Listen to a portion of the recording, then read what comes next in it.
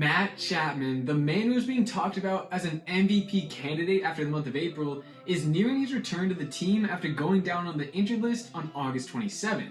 But his activation might not actually be a good thing for the Jays. You're gonna want to hear this. Firstly, the stats the Jays have been getting from the third base position during Matt Chapman's absence have been beyond ridiculous. And when I was calculating these numbers myself, I had to do a double take. In the 16 games he has missed, the three of Santiago Espinal, Cavan Biggio, and Davis Schneider have gone on a 16-game hitting streak with a 407 average, a 492 on base percentage, and a 556 slugging percentage for an OPS of 1,048. Those numbers are beyond elite.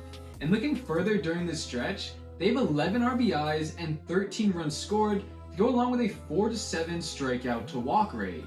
And the best part about this is that you can't say the numbers are inflated from Davis Schneider, because actually it's mainly been Santiago Espinal and Cavan Biggio with 13 starts to Davis Schneider's 2. And now that we know what the stats of Chappie's replacements are, let's take a look at his, which are again unbelievable, but in a different way. When we look at his overall numbers this season, they have been decent.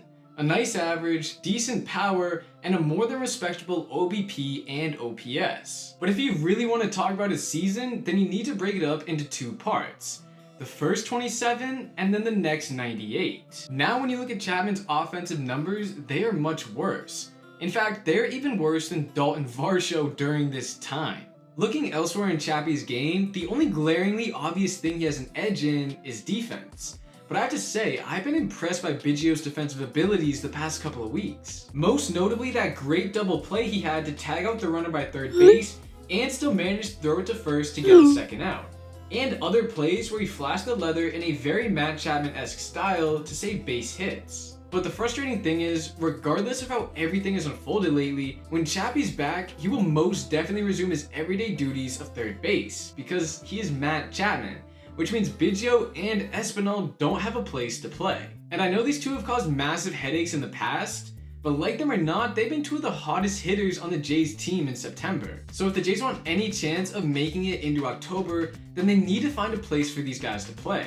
Because looking elsewhere, it's pretty hard to fill them in. First base is Vladdy's, second base is Schneider's, and shortstop will be primarily Bo's with a few more DH days. Then the outfield goes Whit Merrifield, Kevin Kiermaier, Dalton Varsho, and George Springer, leaving just a DH spot open for either one of these guys. And I don't know about you, but I want Santi and Biggio getting more than just the occasional spot start. So why not just keep them going at third? Because the fact of the matter is, since the calendar turned to May, Matt Chapman has been below average.